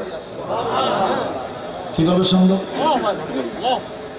কিভাবে সম্ভব? এটার নাম তৈয়্যিল লিসান। অনেক কিছু অল্প সময় বলে দেওয়া কুদরত কাজ দেখায় বান্দার মাধ্যমে। যদি খাজা বাকিবিল্লাহ অল্প সময় যদি 3 বার কোরআন খতম করতে পারেন, এবার নবীজির অবস্থা কি বলেন না? এগুলো আমাদের আকল আসবে না, আমাদের ব্রেন আসবে না। আরে ভাই, আমাদের আকলে ব্রেনে যেটা আসে না এটার নামই মুজিজা, এটার নাম আর কি কারামত। সময় পারলে এটার মুজিজা কিভাবে হয়? কথা বলুন ঠিক কিনা? কিন্তু নবীজি সৃষ্টির শুরু থেকে শেষ পর্যন্ত সব বয়ান দিয়ে দিয়েছেন। একটু আওয়াজ দিয়ে বলুন না সুবহানাল্লাহ। হাদিস নাম্বার কত? 3000। কোন শরীফের? বুখারী শরীফ। খবর আছে, খবর আছে। আজকে যারা অনেকে বুখারী শরীফ ছাড়া কিছু মানে না। আরে ভাই, আমি গুনাহগারকে শুধু 30 পারা কোরআন আর 30 পারা বুখারী সামনে রাখলে হবে? আহলে সুন্নাত ওয়াল জামাতের আকীদা সব আমি এই 2 কিতাব থেকে বের করে দেব ইনশাআল্লাহ। কিন্তু আজকে স্টারের অভাবে অল্প বিদ্যা ভয়ঙ্কর করে ফিতনা লাগাবে। সে পাই পড়ে নাই, সে পাই নাই, এটা বলে না বিশ্বনবী সিগনেচার করতে জানতেন না। তোমাকে বলছে কে? এই বুখারী শরীফে এতগুলো হাদিস বলে যাবে কোথায়? নবীজি এত মধ্যে লিখেছে। কত বড় অপবাদ, কত বড় বেয়াদবি, কথা বলুন ঠিক কিনা? সেজন্য আমার মুহাম্মদ বিন সিরিন বলেছিলেন কি জানেন? এটা তিরমিজি শরীফের হাদিস। বিখ্যাত তাবিঈ মুহাম্মদ বিন সিরিন বলেছেন, ইন্নাল ইলমা লাদীনুন, নিশ্চয়ই ইলম এটার নাম ধর্ম। ফানজুরু আম্মান তাখুযুনা দীনাকুম, তোমরা দ্বীনি ওয়াজ কার থেকে শুনতেছো আগে দেখো সেটা কোন পার্টি। সে কি নবীর পক্ষে না বিপক্ষে? আগে দেখো। কথা বলুন ঠিক কিনা? কারণ কুল্লু এনাইন বিমা ইতারাশাউ ফিহি, একটা কথা আছে। এই যে বোতলে কি আছে? ডালে দিলে চা ঢেলে দেবে না, পানি ডালবে। চা থাকতে চা ডালে দিবে, তুমি দুধ থাকলে দুধে ঢালা হবে। এখানে যা আছে তাই করবে। কুল্লু এনা, প্রত্যেকটা পাত্র ইতারাশাহু ঢেলে দেয় বিমা ফিহি, যা ওখানে আছে। ঠিক কলমের মধ্যে যার নবীজির মহব্বত কলমের স্থান আছে, তার মুখ দিয়ে মহব্বতী কথা বের হবে। আর যার কলমে নবীজির বিদ্বেষ আছে, দুশ্মনী আছে, তার মুখ দিয়ে দুশ্মনী এবং বিদ্বেষী কথা, বিপক্ষে কথা বের হবে। কথা বলুন ঠিক কিনা? এটাই ফয়সালা, এটাই বাস্তবতা। আল্লাহ পাক সুবহানাহু ওয়া তাআলা আমাদের সবাইকে এই বাস্তবতা মানার তৌফিক দিক। একটু জোরে বলবেন না আমিন? এবার আসুন, আমি কি বলতে চেয়েছিলাম, মাযহাব কেন মানবো? মাযহাব মানবো কোরআন সুন্নাহকে যথাযথ অনুসরণ করার জন্য, কোরআন সুন্নাহকে বাদ দেওয়ার জন্য। মাযহাবের ইমামরা কোরআন এবং সুন্নাহকে সামনে রেখে যথাযথ সমাধান দিয়েছেন, বিদায় আমরা ওনাদেরকে মানি, ওনাদের কথাকে অনুসরণ করি, যাতে জান্নাতের রাস্তাও আমরা পেয়ে যাই। কথা বলুন ঠিক কিনা? আজকে এগুলো না বুঝে উল্টা সিধা কথা বলছে। আল্লাহ সবাইকে বোঝার তৌফিক দিক। একটু জোরে বলুন না আমিন। তার সাথে সাথে আরেকটা বিষয় আমাদেরকে জানতে হবে। আমার ফিনিশিং আমি আসতেছি, আপনারা কোনো বিরক্ত বোধ করবেন? অমুক সূরা এত নম্বর আয়াত, অমুক হাদিস এত নম্বর হাদিস, অমুক সূরা এত নম্বর আয়াত দিলে আপনারা সহজে মানে নিয়েন না। কোরআনের আয়াতে তা দলিল হিসেবে পেশ করা যাবে কি না আগে সেটা দেখতে হবে। হাদিস এটা আগের হাদিস না পরের হাদিস, হাদিসের নাসিখ না মানসুখ, এটা দেখতে হবে। যেমন আমি কয়েকটা হাদিস আয়াতে কারিমা বলবো, আপনারা বিরক্ত বোধ না করেন, বলবো। আমি আয়াতের অনুবাদ করব, এরপর আপনাদের থেকে জানতে চাইবো এই আয়াতের উপর বিশ্বাস আছে কিনা, আকীদা আছে কিনা, তখন আপনারা বলবেন। ঠিক আছে তো? সূরা আহকাফ 9 নম্বর আয়াত। কোন সূরা বললাম? সূরা আহকাফ। সূরা আহকাফ কয় নম্বর আয়াত? 9 নম্বর আয়াত। আমি আয়াতটা তেলাওয়াত করছি, যেখানে আল্লাহ পাক সুবহানাহু ওয়া তাআলা নবীকে সম্বোধন করে বলছেন, কুল হে রাসূল আপনি বলুন। কি বলবেন? মা কুনতু বিদআম মিনার রাসূলি, আমি কোন বেদাতি রাসূল না, হুট করে এসে গেছি নতুন রাসূল এরকম না, আমার আগে রাসূল ছিলেন, ইনাদের ধারাবাহিকতায় আমি একজন রাসূল। ঠিক না? আরো বলুন, কি বলবেন? ওয়া মা আদরি মা ইউফআলু বি ওয়ালা বিকুম, কিয়ামতের ময়দানে আমার সাথে কি আচরণ করা হবে, তোমাদের সাথে কি আচরণ করা হবে আমি জানি না। কোন সূরা? সবাই বলেন সূরা আহকাফ। সূরা আহকাফ কয় নম্বর আয়াত? অনেক আন্তর্জাতিক মুফাসসির কোরআনের ক্যাসেটে আয়াতটি শোনাচ্ছি। উনি বলতে চাচ্ছেন শাহজালাল শাহ পরান দরকার না, নবীর অবস্থা কি হবে নবী নিজে জানে না। হ্যাঁ, আমি কিন্তু আন্তর্জাতিক মুফাসসির কোরআন যিনি এখন তফসির করতে পারতেছেন না, ওনার ক্যাসেট শুনছি। উনি বলেছেন শাহজালাল শাহ পরান দরকার না, নবীর অবস্থা কি হবে নবী নিজে জানে না বলে আয়াতটি তেলাওয়াত করে দিলেন। আয়াতে আছে, আয়াতে আছে। কি বললেন?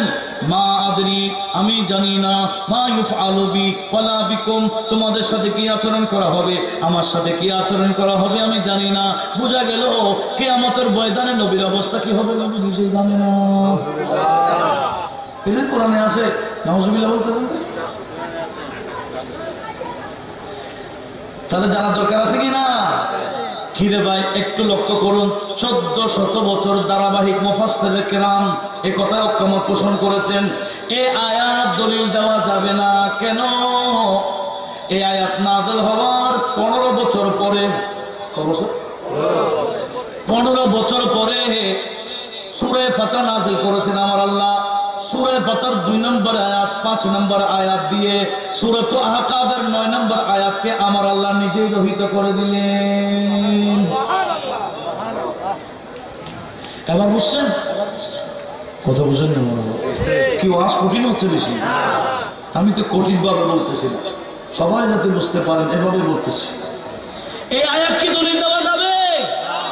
কেন রহিত করে দিলেন কে? আরো 2টি আয়াত নাযিল করে নবীর অবস্থা কি, উম্মতের অবস্থা কি বয়ান দিয়ে ওটা বাদ দিয়ে দিলেন। আল্লাহ বলে খবরদার এটা আমি বাদ দিয়ে দিই, তোমরা আর তেলাওয়াত করবে, সওয়াব পাবে, দলিল দিতে পারবে না। এরকম কোরআন শরীফে 27টি আয়াত আছে। আপনি কি জানেন ওই আয়াত কোনটি কোনটি? একদিন মাওলা আলী শের খোদা রাদিয়াল্লাহু তাআলা আনহু কুফার জামে মসজিদে বসা, এক বন্দা এসে সালাম দিয়ে বলল, আমিরুল মুমিনিন। কি? আমি অনুমতির জন্য আসছি। কিসের অনুমতি? হুজুর ওয়াজ করতাম। কি করতো? এখন তো ওয়াজ করার জন্য কোয়ালিটি লাগে না, কোরআন লাগে না, সুন্নাহ লাগে না। ওয়াজের মধ্যে কতক জানলে, চিল্লাইতে পারলে, 2 ঘন্টার মধ্যে 1.5 ঘন্টা নাচ চুরি করতে পারলে বিরাট মানবে। এটাই বর্তমান যুগের বড় চেহারাতে চলছে। রাগ করতেছেন? যেটা চলছে আমি সেটাই তুলে ধরতেছি, একটু ভালো করে শুনুন। কি বলছিলাম? মাওলা আলী শের খোদার কাছে এসে বললো, হুজুর অনুমতি দেন, আমি ওয়াজ করব। মাওলা আলী শের খোদা মুচকে হাসি দিয়ে বল, ভালো কথা, তুমি ওয়াজ করবো, অনেক ভালো কথা। আচ্ছা দেখি বলো তো, কোরআন শরীফে আয়াতগুলো আমার আল্লাহ রহিত করে দিয়েছিলেন, আয়াতগুলো একটু আমাকে তালিকা দাও। কি দাও? যেগুলো আমার আল্লাহ নিজে রহিত করে দিয়েছেন, আয়াতগুলা আয়াত মনসুখা, দেখি বলো, আমাকে বলো। হুজুর এগুলো তো আমি জানি না। হ্যাঁ তুমি জানো না? তোমার জন্য ওয়াজ করা হারাম, তোমার জন্য ওয়াজ করা, কারণ তুমি তো ওই আয়াত করে মানুষকে গোমরা করে দিবা, যে আয়াতের হুকুম আমার আল্লাহ নিজে বাদ দিয়ে দিয়েছেন, ঠিক কিনা? সেজন্য কোরআনে পাকের কোন আয়াত দলিল দেওয়া যাবে, কোনটি দলিল দেওয়া যাবে না, কোনটির অর্থ স্পষ্ট হোক, কোনটির অর্থ স্পষ্ট না, কোনটি মুহকামাত, কোনটি মুতাশাবিহাত, এগুলা না জানলে তার জন্য ওয়াজ করা হারাম। অথচ আন্তর্জাতিক খ্যাতি সম্পন্ন মুফাসসিরে কোরআন, কিন্তু দলিল দিছে কোনটা? একটু জোরে বলেন না। রহিত করে দিলেন কে? আল্লাহ যেটা রহিত করে দিলেন, বন্দেশে দেখে তেলাওয়াত করে দলিল দেয়। তো গোমরা নিজেও গোমরা, যারা ওয়াজ শুনতেছে এরাও গোমরা। কথা বলুন, ঠিক না? সেজন্য মুহাম্মদ বিন সিরিন বলেছেন, ফানজুরু আম্মান তাখাযুনা দীনাকুম। ভাই বসুন, নামাজের পরে দ্বীনি কথা হবে, দ্বীনি কথা হবে, বসুন বসুন, বসে যাইয়েন না। দ্বীনি কথা কে বলতেছে আগে সেটা দেখেন, এরকম বলে না? সেজন্য দাওয়াতুল খায়ের বসে কমিটির দাওয়াতুল খায়ের প্রোগ্রামের মধ্যে শর্ত আছে, দ্বীনি কথা বলার জন্য বাস্তব বড় আলেম লাগবে, ইনাদেরকে প্রশিক্ষণ দেয়া, প্রশিক্ষণ প্রাপ্ত হয়ে তখন দ্বীনি কথা বলার জন্য আসে। একটু জোরে বলবেন না সুবহানাল্লাহ? আর আপনাকে দ্বীনি কথা বলার জন্য মসজিদে বসাই দিল যিনি, ওনার সামনে একটা আরবি কিতাব দিলে এরকম করবে, কাঁদবে। কথা বলুন, ঠিক কিনা? সে আবার দ্বীনি কথা কিভাবে বলবে? দ্বীন ধর্মের মূল এমন তো 10 ভাগের 9 ভাগ আরবিতে রয়ে গেছে। কি বললাম? 10 ভাগের 9 ভাগ এখনো আরবিতে। বাংলা, ইংরেজি, উর্দু, ফার্সি এই সে হয়েছে মাত্র 1 ভাগ। আপনি এগুলো পড়ে সমাধান দিতেন? আজকে ফিতনা তো সেখানেই। অল্প বিদ্যা, জোরসে বলেন অল্প বিদ্যা। এখন অল্প বিদ্যা ফিতনা, ফিতনা ফিতনা চলছে। কথা বলুন, ঠিক না? সেজন্য আমি আপনাদেরকে মোবারকবাদ, ধন্যবাদ জানাচ্ছি যারা এরকম একটা বিষয় আমাকে দেওয়ার জন্য। আজকের বিষয় আমি আর বাড়াচ্ছি না, কারণ বেশি দিতে গেলে স্যান্ডেল ফেল মারবে, বেশি বলতে গেলে স্যান্ডেল ফেল মারবে, উত্তরায় ফেলে যাবে। সেজন্য আমি আর সামনে যাচ্ছি না। আল্লাহ পাক সুবহানাহু ওয়া তাআলা আমাদের সবাইকে আকায়েদে আহলে সুন্নাতে অটল থাকার তৌফিক দান করুক, আমিন। চলুন নবীকে একটু সালাম দিই। ইয়া নবী।